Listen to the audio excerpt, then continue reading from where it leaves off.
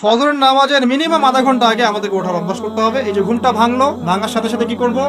ভাঙার সাথে সাথে আল্লাহ শুকরিয়া, আলহামদুলিল্লাহিল্লাযী আহইয়ানা বা'দা মা আমাতানা ওয়া ইলাইহিন নুশুর। বাস, এই যে ইবাদত হয়ে গেল।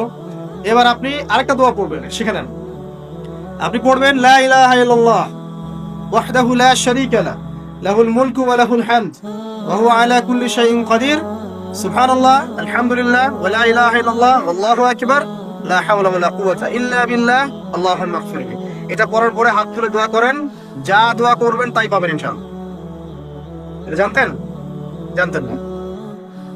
তো এই দোয়াটা হচ্ছে দোয়া কবুলের অস্ত্র। ঘুম থেকে ওঠার পর যদি এই দোয়াটা করে দোয়া করেন, ইনশাআল্লাহ দোয়া কবুল হয়ে যাবে ইনশাআল্লাহ। আমাদের জীবনে চাওয়া পাওয়ার কি অভাব আছে? প্রচুর চাওয়া পাওয়া। বৈধ চাওয়া পাওয়া গুলোকে পাওয়ার জন্য আল্লাহর সাথে সম্পর্ক করতে হয়, আর আল্লাহ পাকের সাথে সম্পর্কে কিছু ওসিলা মাধ্যম লাগে। এই দোয়াগুলো হলো মাধ্যম, আমলগুলো হচ্ছে মাধ্যম। তো আল্লাহ পাক যেমনটা বলেছেন, ফাজকুরুনি আযকুরকুম ওয়াশকুরুলি ওয়া লা তাকফুরুন, তোমরা আমাকে স্মরণ করো, আমিও তোমাদেরকে স্মরণ করব। আল্লাহ পাক এভাবে বলেছেন, যখন একজন মানুষ মনে মনে আমাকে ডাকে, আমিও মনে মনে ওকে স্মরণ করি। মনে করেন আপনি মনে মনে আল্লাহকে বলছেন, আল্লাহ আমি অসুস্থ, আমাকে শেফা দাও, বা আমার রিজিকের টেনশন আছে, আমার রিজিকের টেনশন দূর করে দাও, আল্লাহ আমাকে হেফাজত করো, আল্লাহ আমাকে দিনের জ্ঞান দাও, তোমার আনুগত্য করার তৌফিক দাও। এই যে মনে মনে আপনি আল্লাহকে ডাকছেন, নিঃসন্দেহে ওই মুহূর্তে আল্লাহ পাক আপনাকে স্মরণ করছেন।